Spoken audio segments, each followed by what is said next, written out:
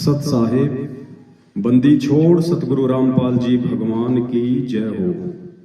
परमपिता परमात्मा सारी सृष्टि के रचनहार, कुल मालिक, असंख्य ब्रह्मांडों के स्वामी, तीनों लोकों में प्रवेश करके सबका भरण पोषण करने वाले जगत गुरु संत शिरोमणि सतगुरु रामपाल जी परमेश्वर जी के चरण कमल में किशनगढ़ से हम सभी सत्सेवक भाई बहनों का कोटि कोटि दंडवत प्रणाम। और वीडियो देख रहे देश विदेश के आप सभी भाई बहनों को हमारी तरफ से प्यार भरा सत साहिब। पुण्यात्माओं, एक विशेष संदेश जो आप सभी भाई बहनों तक पहुंचाना आज अति आवश्यक है, अनिवार्य है। इस संदेश को थोड़ा ध्यान से सुनिए और परमपिता परमेश्वर जी के आशीर्वाद से जितना हो सके उतना आप अपने भाई बहनों तक पहुंचाने का भी प्रयास करें। जैसा कि पूज्य गुरुदेव सतगुरु रामपाल जी भगवान के आशीर्वाद से दिनांक 17, 18, 19 मार्च 2022 को राजस्थान के अजमेर जिले में जयपुर अजमेर हाईवे पे जो किशनगढ़ है वहां पे साध संगति का कार्यक्रम था। लेकिन जैसा कि हम सबको पता है पुण्यात्माओं, हम यहाँ पे किसके लोक में रह रहे हैं? ये काल भगवान का लोक है जो सच्चाई से बेहद नफरत करता है, सच्चे लोगों से नफरत करता है। हम उसके लोक में हैं और परमात्मा ने कहा है कि यहां न्याय नाम की कोई चीज नहीं है। कहते हैं यहां न्याय नाम की कोई चीज नहीं है। परमेश्वर ने अपने शब्द में बताया कि निरंजन धन तेरा दरबार, यहां तनिक ना न्याय विचार, झूठों को तो साचा बतावे और साचों का एतबार, निरंजन धन तेरा दरबार। पुण्यात्माओं, ये धर्म और अधर्म के बीच लड़ाई है, परमात्मा और काल भगवान के बीच लड़ाई है, ज्ञान और अज्ञान के बीच लड़ाई है। और ये लड़ाई पिछले 27 वर्षों से हमारे पूज्य गुरुदेव भगवान लड़ रहे हैं। और 18 नवंबर 2014 बरवाला कांड के बाद से जब से हम इस सच्चाई से परिचित हुए हैं, परमेश्वर के आशीर्वाद से सत्सेवक लड़ रहे हैं। बाधाएं आएंगी, परेशानियां आएंगी, संकट आएंगे, क्योंकि सत्य की राह पे चलने वाले को जीत अवश्य मिलती है, 100% मिलती है। लेकिन उस जीत को प्राप्त करने से पहले जिन बाधाओं का, जिन संघर्षों का उसे सामना करना पड़ता है वो भी सर्वविदित है। आज ऐसी ही एक घटना यहां किशनगढ़ में घटी। जैसा कि आप सब जानते हैं, इस पृथ्वी पे वर्तमान में धर्म का सबसे बड़ा विरोधी, अज्ञान की सबसे बड़ी मूर्ति यदि कोई है तो सतलोक आश्रम मैनेजमेंट हरियाणा है।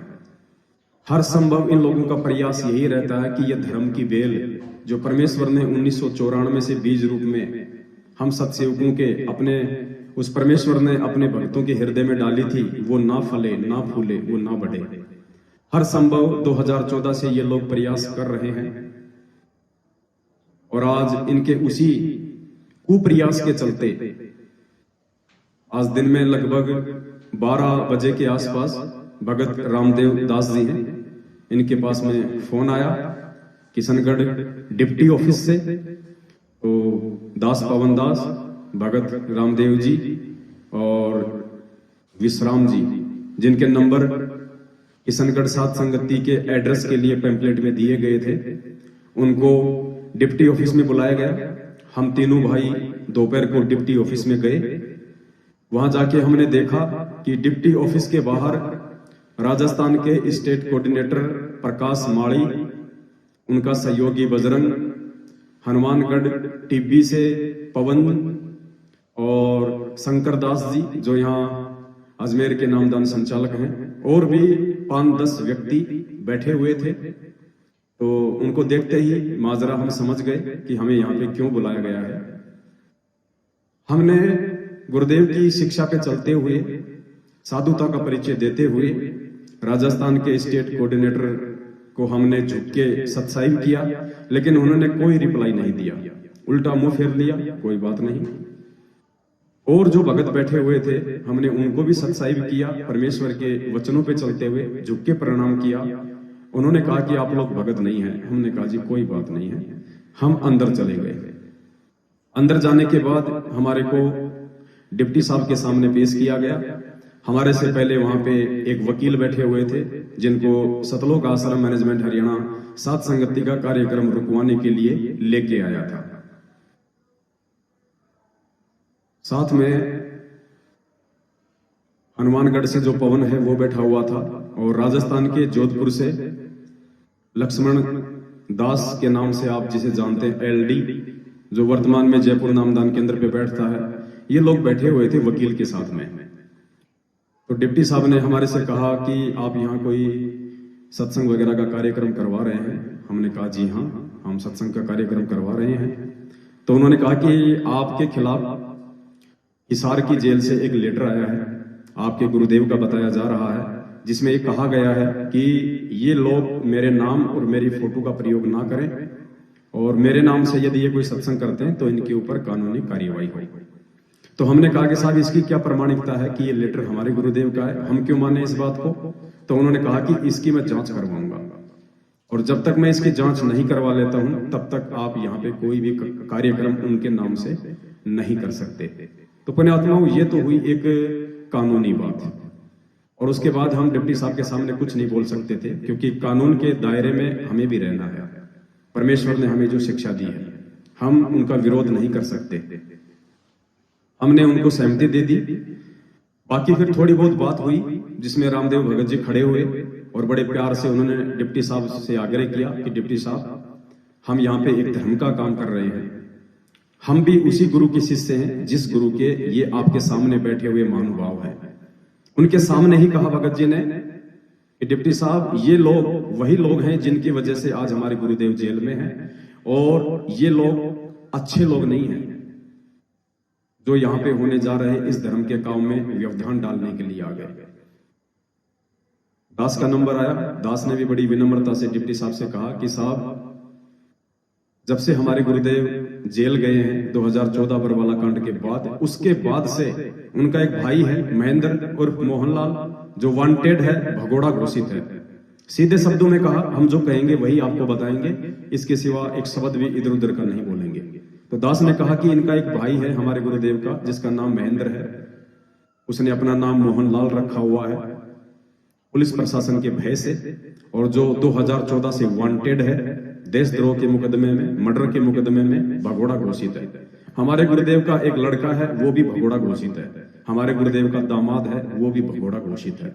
और उन भगोड़ों के पीछे ये जो आपके सामने बैठे हुए हैं, ये लोग संगत को गुमराह कर रहे हैं और हम लोग उसी संगत को जागरूक कर रहे हैं। और डिप्टी साहब, हमें पता है इन सब बातों का कि यहाँ क्या होना था क्या नहीं होना था। तो डिप्टी साहब ने कहा कि क्या होना था क्या नहीं होना था। हमने कहा साहब, यही होना था जो आपके सामने हो रहा है, कार्यक्रम को रुकवाना। उसके बाद हम वहां से वापस आ जाते हैं। डिप्टी साहब ने कहा कि जब तक मैं कार्रवाई पूरी नहीं कर लेता तब तक आप किसी भी प्रकार का ये कार्यक्रम उनके नाम से नहीं करेंगे। हालांकि डिप्टी साहब का कहना ये उचित नहीं था। उचित क्यों नहीं था? क्योंकि संत रामपाल जी का मुकदमा हरियाणा में चल रहा है, उनके ऊपर देशद्रोह का मुकदमा है और संत रामपाल जी का स्पेशल लेटर यदि किशनगढ़ के डिप्टी साहब के नाम आता कि किशनगढ़ में ऐसे ऐसे मेरे नाम से कोई सात संगति हो रही है और वहां नहीं होनी चाहिए, तो ये बात उनकी जायज थी। बाकी डिप्टी साहब को वैसे इस विषय से कोई लेना देना नहीं था। लेकिन जो भी ये काल भगवान का लोग है, परमात्मा ने हमें अच्छे से समझा रखा है, आप समझ सकते हैं। यहाँ हमने उनका सम्मान किया डिप्टी साहब का, और डिप्टी साहब के सामने जो हकीकत थी सतलोक आश्रम मैनेजमेंट हरियाणा के उन अज्ञानी महापुरुषों के सामने हमने बयां कर दी।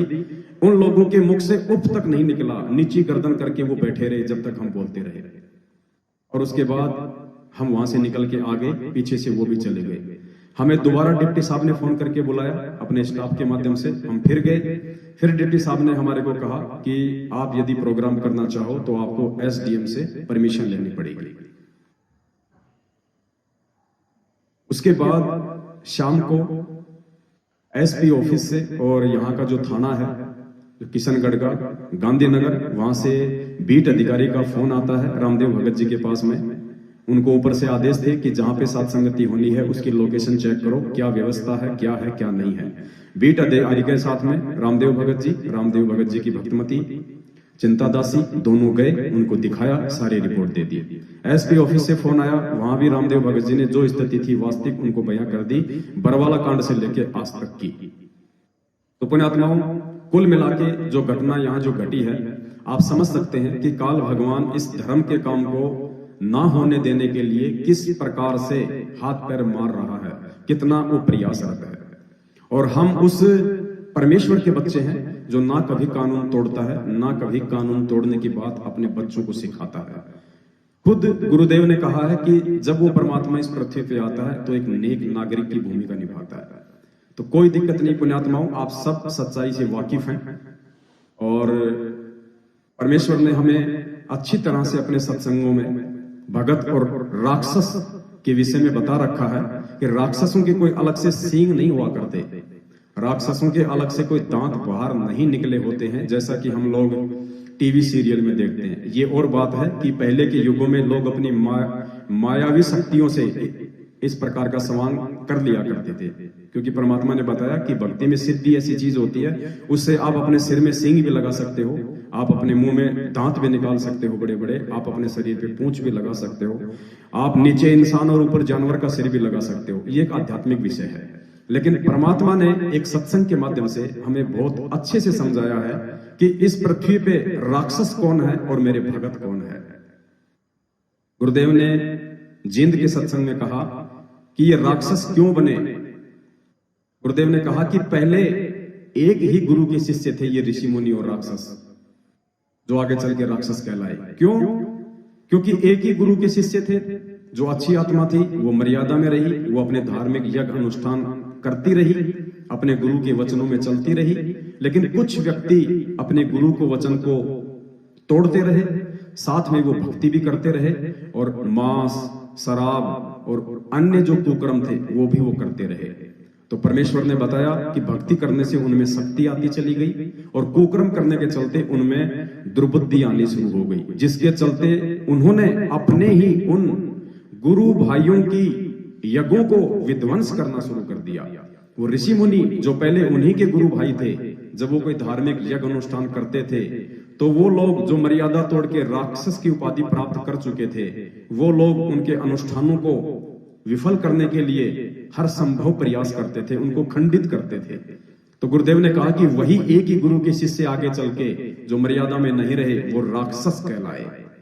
तो पुण्यात्माओं, आज इस पृथ्वी पे आप और हम सत्सेवक, वो ऋषि मुनि हैं, वो साधु हैं, और ये सतलोक आश्रम मैनेजमेंट हरियाणा ये सारी मर्यादा तोड़ के आज ये लोग हम सत्सेवकों के धार्मिक अनुष्ठानों को विफल करने का जो कुप्रयास कर रहे हैं, जिसके चलते आज ये राक्षस की भूमिका में है। हमें अध्यात्म से ही डिफाइन करना पड़ेगा कि हम किस पदवी पे हैं, और हमारे ही गुरु भाई मैनेजमेंट वाले, गुरु जी के परिवार वाले जो आज मर्यादाओं को तोड़ के, गुरु वचन को तोड़ के राक्षस की भूमिका निभा रहे हैं। आपको और अच्छे से ये सत्संग सुनने के बाद में समझ में आएगा कि वास्तव में आप और हम किस भूमिका में हैं, और गुरुदेव का जो कलयुगी परिवार है, आपके जितने भी कोऑर्डिनेटर हैं, नामदान संचालक हैं, ये लोग आज कौन सी भूमिका निभा रहे हैं।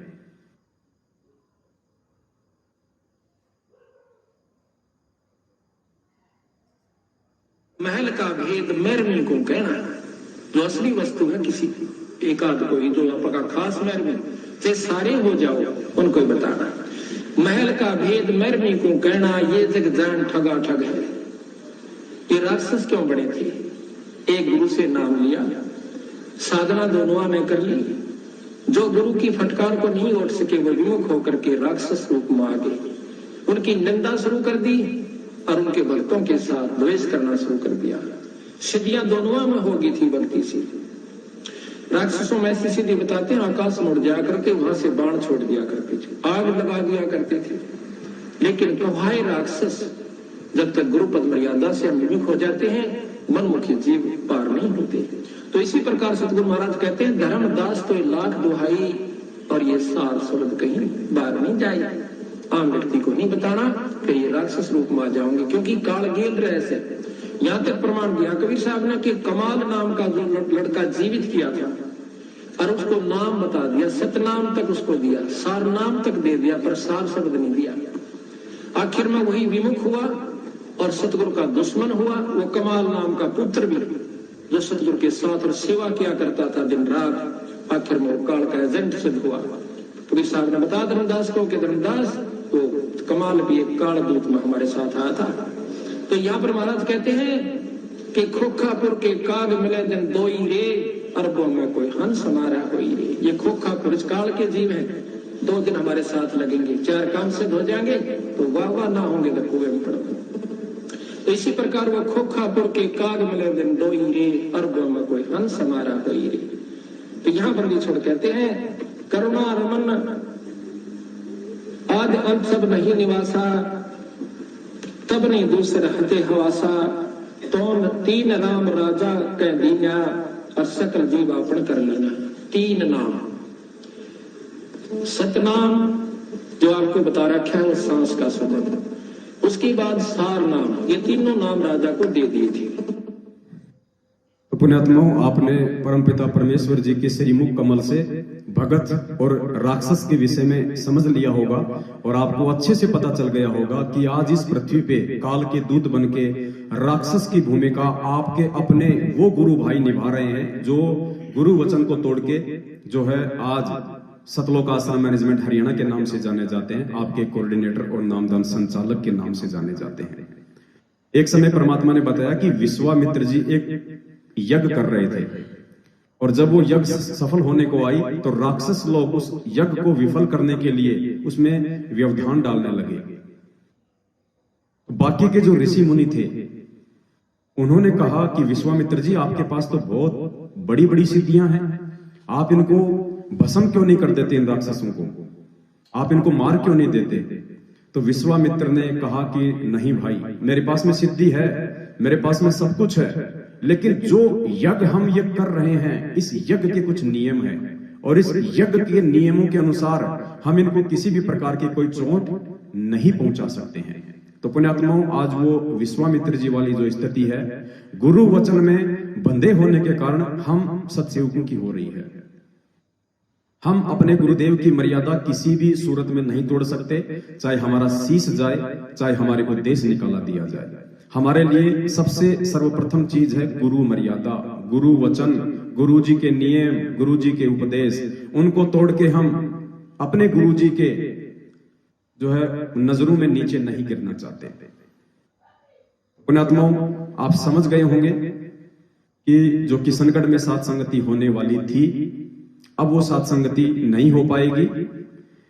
हम ये तो नहीं कह सकते कि हम मजबूर हैं, लेकिन हम गुरु मर्यादाओं में चलने, हम गुरु मर्यादाओं में होने के चलते हम किसी भी प्रकार की ऐसी किसी भी घटना को अंजाम नहीं देना चाहते जिसके चलते इन राक्षसों की बदौलत हमारे पूज्य गुरुदेव भगवान के नाम पे आ जाए। और परमात्मा ने एक सत्संग में कहा, और उस सत्संग को आज सतलोक आश्रम मैनेजमेंट हरियाणा ने डिप्टी ऑफिस में साबित कर दिया। परमात्मा ने एक सत्संग में कहा था कि राम नाम का सिक्का मेटे वो डूबेंगे अभिमानी। जैसे हिरण्यकश्यप था, वो राम नाम का सिक्का मिटा रहा था कि नहीं, कोई विष्णु भगवान नहीं है, मैं ही भगवान हूं, मेरी ही भक्ति करो। आज वो हिरण्यकश्यप की भूमिका, उस राक्षस की भूमिका गुरुदेव का कलयुगी परिवार निभा रहा है। और यहाँ आज डिप्टी ऑफिस में जो आए थे राजस्थान के बड़े बड़े जो पदाधिकारी सतलोक आश्रम मैनेजमेंट हरियाणा के, वो निभा रहे हैं। उन्होंने क्या कहा सुन के आपको ताज्जुब होगा। उन्होंने डिप्टी साहब को जो लिख के दिया था चिट्ठा, उसमें क्या लिखा था कि हमारे गुरुदेव का नाम ये लोग प्रयोग ना करें, ये लोग हमारे गुरुजी का नाम ना लें, हमारे गुरुजी का नाम प्रयोग ना करें। इन्होंने कहा कि संत रामपाल जी की फोटो ना लगाएं और ना ही ये उनका किसी भी प्रकार का कोई नाम प्रयोग करें। जैसे कि संत रामपाल जी का नाम और उनकी फोटो इनके बाप दादाओं की पर्सनल जो है जागीर है, इन्होंने रजिस्टर करवा रखा है कि संत रामपाल जी तो हमारे जो है वो घर की खेती है। तो आज वो कहानी इन लोगों ने डिप्टी ऑफिस में चरितार्थ कर दी, ये कहते हुए कि ये लोग जो सत्सेवक हैं, जो सात संगतियां करते हैं, ये संत रामपाल जी का नाम और फोटो का प्रयोग ना करें, अर्थात राम नाम का सिक्का मेटे वो डूबेंगे अभिमानी। आने वाले समय में इनके जो कुक्रम है उस आधार से परमेश्वर इनको क्या सजा देंगे वो तो सर्वविदित है। हम उस सजा के विषय में जिक्र करके अपनी जुबान को जो है वो गंदी नहीं करना चाहते, लेकिन इतना अवश्य कहेंगे कि आने वाले समय में लोग रावण और कंस को भूल जाएंगे, गुरुदेव के भाई को और गुरुदेव के परिवार को, और इन हर स्टेट के कोऑर्डिनेटर को जरूर याद रखेंगे, क्योंकि ये लोग आने वाले समय में जो भगत समाज परमात्मा तैयार करेगा उस समय कंस और रावण की तरह एक रोल के रूप में, एक एग्जाम्पल के रूप में रहेंगे ये लोग। तो आप सभी भाई बहन समझदार हैं, हम परमेश्वर के मर्यादित भगत हैं, हम किसी भी प्रकार के नियम और कायदे कानून को नहीं तोड़ सकते हैं, इससे हमारे परमात्मा भी रुष्ट होते हैं। तो आप जितने भी भाई बहन जो किशनगढ़ की सात संगति में आने वाले थे, आप सभी से हम हाथ जोड़ के ये विनम्र विनती करते हैं, प्रार्थना करते हैं। हमें पता है पुण्यात्माओं आपके दिल पे क्या बीत रही होगी, क्योंकि जितनी खुशी आप लोगों को सात संगति के विषय में सुन के हुई होगी, शायद उससे ज्यादा दुख आपकी आत्मा रोएगी ये शब्द सुनते हुए कि हमारे को किशनगढ़ की सात संगति में जाने का मौका नहीं मिल रहा है। परमपिता परमेश्वर जी की महिमा का गुणगान करने का सौभाग्य हमें प्राप्त नहीं हो पा रहा है, हम उस परमेश्वर के वहां जाके शब्द नहीं गा पाएंगे। तो दास समझ सकता है इस बात को, हम सबकी आत्मा रो रही है और मालिक को भी पता है इस बात का कि क्या हो रहा है वहां पे। तो हम आपसे विनती करेंगे पुण्यात्माओं, हमें किसी को कुछ भी जो है वो भला बुरा नहीं कहना है, कोई बात नहीं, ये हमारी परीक्षा है। राक्षसों का काम हमेशा साधु संतों की यज्ञों में विघ्न डालने का ही रहा है। राक्षस कभी भी साधु संत वाले काम नहीं कर सकते, लेकिन हमारे लिए परमात्मा का विधान है कि संत ना छोड़े संतता, चाहे कोटिक मिले असंत। परमात्मा ने उदाहरण दिया कि एक नदी में एक साधु नहा रहा था, बाहर उसका शिष्य बैठा हुआ था। साधु को एक डूबता हुआ जो है बिच्छू दिखाई दिया, और परमात्मा कहते हैं कि दया बिना दरवेश कसाई। साधु ने उस बिच्छू की जान बचाने के लिए उसको बाहर फेंकना चाहा, तो बिच्छू ने अपने स्वभाववश उसको काटा, उसको डंक मारा। साधु ने फिर प्रयास किया, फिर डंक मारा, 4-5 बार ऐसा हुआ। बाहर बैठे शिष्य ने कहा कि गुरुदेव क्यों आप इस दुष्ट की जान बचाना चाहते हो? तो साधु ने कहा कि बेटा, जब ये दुष्ट अपनी दुष्टता छोड़ने को तैयार नहीं है, तो हम संत अपनी संतता को क्यों छोड़ें? हम भगत अपने उस भगतपणे को क्यों छोड़ें? हम साधु अपनी साधुता को क्यों छोड़ें? तो पुण्यात्माओं, हमने तो अपने परमपिता परमेश्वर जी को खुश करना है, उनको प्रसन्न करना है।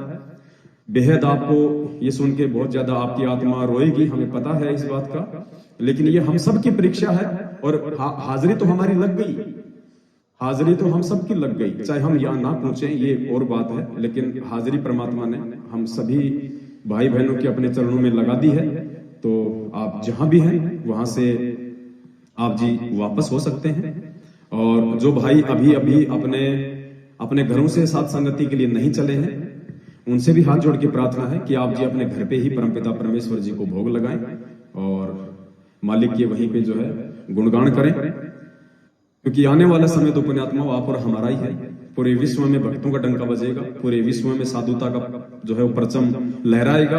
ये राक्षस, ये दुष्ट प्रवृत्ति के लोग थोड़े समय के हैं, क्योंकि परमात्मा ने हमें सिखाया है कि बेटा ये पाप और पुण्य की लड़ाई है। गुरुदेव ने कहा कि बेटा मैं अपनी तरफ से किसी को भी दुर्शिष नहीं देता, मैं अपनी तरफ से किसी पे भी प्रहार नहीं करता, क्योंकि वो राक्षस भी मेरे बेटे हैं, तुम साधु भी मेरे बेटे हो। लेकिन मेरा एक विधान है कि राम किसी को मारे नहीं, और मारे तो हत्यारा राम, अपने आप ही मर जाएंगे ये कर कर खोटे काम। तो ये खोटे काम जो करने लग रहे हैं हमारे ही भूतपूर्व गुरु भाई, जो आज मर्यादा तोड़ के राक्षस की भूमिका में है, दिखते भले वो एक इंसान है। और इन लोगों को नहीं पता कि गुरुदेव ने कहा कि बेटा ये लड़ाई पाप और पुण्य की है, ये भक्ति पाप और पुण्य की है। जब तक जीव के पास में उसके पुण्य है, परमात्मा उसको हाथ भी नहीं लगता, चाहे वो कितने खोटे कर्म कर ले। तो पुण्यात्माओं, हमें पता है कि आज किशनगढ़ की सात संगति को रुकवा के इस धर्म की बेल को जो निरंतर आगे बढ़ रही है उसको रोकने का कोई प्रयास करके सतलोक आश्रम मैनेजमेंट हरियाणा ने अपनी बैटरी को कितना डिस्चार्ज जो है वो कर लिया है। और समय निकट है आध्यात्मिक दृष्टि से ये अपने परिणाम स्वयं भोगेंगे और उस समय शायद इनको परमात्मा की तरफ से भी कोई माफी ना मिले। तो एक छोटा सा संदेश था। वैसे सारी तैयारियां हो चुकी थी परमपिता परमेश्वर जी के आशीर्वाद से, लाखों रुपए का सामान भी आ चुका था। और जैसा कि आज दिन में वीडियो डला था, भगत जी ने तकरीबन 1.5 क्विंटल के आसपास देसी घी में जो बूंदी राम है वो भी निकलवा के अपने भाई बहनों की सेवा के लिए तैयार कर ली थी। और नमकीन भी 20-25 किलो जो है निकलवाई जा चुकी थी और भी तैयारियां जो है वहां पे चल रही थी। लेकिन कोई बात नहीं, परमात्मा कहते हैं साधु भूखा भाव का धन का भूखा नहीं। परमात्मा ने अपने सत्सेवक बच्चों के भाव देखने थे, वो परमात्मा ने देख लिए। मालिक ने हाजिरी लगानी थी, वो हमारी लग गई। लेकिन हम अंतिम समय तक साधुता का ही परिचय देंगे, चाहे हमारे साथ में हमारे ही गुरु भाई कितनी ही दुष्टता क्यों ना करें। तो आप सभी भाई बहनों से प्रार्थना है, आप भी साधुता का परिचय दें, आप भी एक नेक नागरिक होने का जो है परिचय दें। और फिलहाल जो किशनगढ़ की सात संगति जो 17, 18, 19 मार्च 2022 को होने जा रही थी, वो इन उक्त कारणों की वजह से जो आपके सामने अभी रखे गए हैं, वो हम उसको जो है उस समय के लिए आगे करते हैं। और जब परमात्मा हमें फिर से मौका देंगे, कभी अगले महीने या उससे अगले महीने, उस समय फिर से आपको सूचित किया जाएगा। तो अभी आप सभी भाई बहन अपने अपने घर पे ही परमपिता परमेश्वर को भोग लगाएं, परमपिता परमेश्वर का जो है गुणगान करें। आगे आपको रामदेव भगत जी 2 शब्द कहेंगे। सत्साए पुण्यात्माओं, मैं रामदेव दास बहुत उमंग और उल्लास के साथ पिछली दीपावली को किशनगढ़ की सात संगति मालिक के श्री चरणों में वंदन करके स्वीकृत करवाई थी। और जितने भी भगत भाई मेरे पास यहाँ आए हैं, सबने मिलजुल के सात संगति की हम जोर शोर से तैयारी कर रहे थे। लगभग सारी तैयारियां हो गई थी। 16 तारीख को पंडाल तैयार होता, सब बुकिंग हो गया था सामान। लेकिन मैं मेरे मुख से उनके लिए कुछ नहीं बोलूंगा, आप सब समझदार हैं। जो भी उन्होंने ये जो कैंसिल करवाने के लिए जो उनमें एक कुबुद्धि उत्पन्न हुई है, उसका उन्होंने जो अंजाम दिया है वो अच्छा नहीं है। मानव समाज में भी ऐसा नहीं होता है जहां आध्यात्मिक में हो रहा है। मनुष्य भी आज हमारा कोई जगत विरोधी नहीं है। हमारे पड़ोसी भी जो मालिक की शरण में नहीं है, वो भी बहुत उल्लास में थे। हम भी साथ संगति में जाएंगे, हो सकता है कि हम आपके ज्ञान को सुनकर मालिक की शरण में आ जाएं। उनको भी कल अगर मैसेज मिलेगा तो बहुत ठेस पहुंचेगी। लेकिन हमारे भगत भाई आज देखो किस प्रकार से विरोध कर रहे हैं। मैंने थानेदार जी से आपसे एक अनुरोध किया था, मैं कहा थानेदार साहब, जो मेरे भगत भाई घर छोड़ करके रास्ता तय कर रहे हैं, क्या उनको मैं भोजन भंडारा घर पे दे सकता हूं? थानेदार जी से सहज से स्वीकार किया, आप दे सकते हैं। इसलिए पुण्यात्माओं, जो भगत भाई अपने घर से चल दिए हैं, सहज किशनगढ़ पहुंच करके मेरे से कांटेक्ट करें और मेरे घर पे आपको मालिक के श्री चरणों में आपको सब कुछ मिलेगा। एक आपके भाई से प्यार मिलेगा। पुण्यात्माओं, जो भी भगत भाई रास्ते में चल रहे हैं, वो 10, 20, 30 जितने भी भगत भाई हैं वो यहाँ आए और एक बार मालिक का भोग प्रसाद अवश्य जरूर लेवें। इसके लिए मैंने थानेदार साहब से अनुमति ली है। और जो भगत भाई अपना घर नहीं छोड़े हैं, वो प्लीज अगले आदेश तक कहीं भी साथ संगति होगी, कानूनी तरीके से करेंगे, सोच समझ के करेंगे। तब तक आप अगली साथ संगति का इंतजार करें। मेरी जिंदगी में आज पहली बार इतना दुख हुआ है जितना कभी नहीं हुआ होगा, क्योंकि मेरे बिंद के जो यहाँ परिवार में जो मेरे भाई हैं उससे भी प्यारे आप हो। पुण्यात्माओं, मैं आपको कैसे बयां करूं कि आप साथ संगति कैंसिल करके आप में क्या बीतेगी जिस प्रकार मेरे में आज हो रहा है। आगे आप सब समझदार हैं। मेरी तरफ से सत साहिब बंदी छोड़ सतगुरु रामपाल जी भगवान की जय। सत साहिब।